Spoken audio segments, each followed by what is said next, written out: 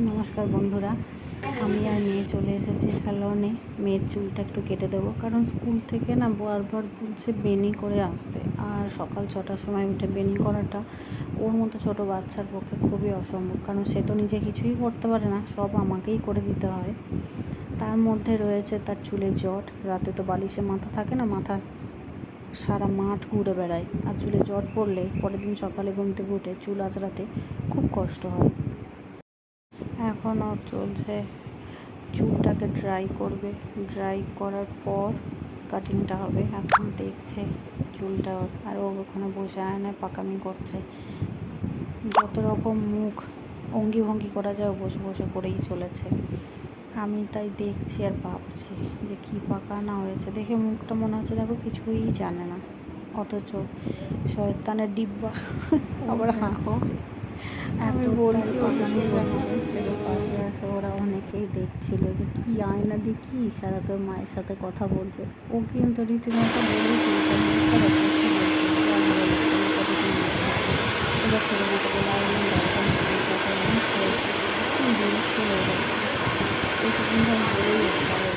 ভেতরে আঙুল নিয়ে কিন্তু অনেক কিছু গেম খেলবে।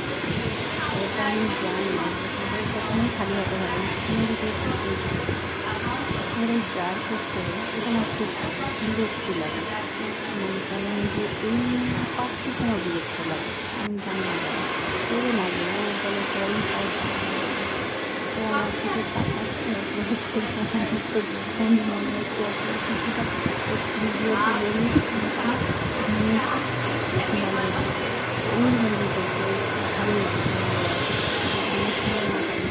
মাথা উড়িয়ে করে বলল যেখানে না পেরোনাম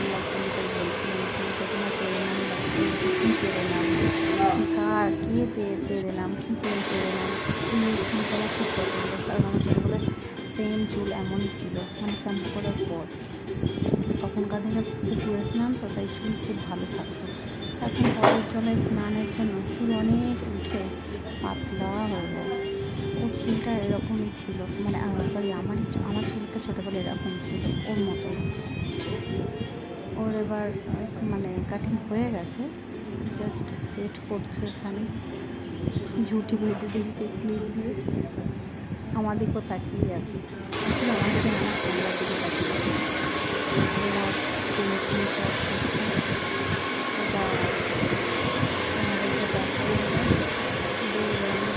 বাড়ি আসবে এটাই বাস হয়ে গেছে ওর।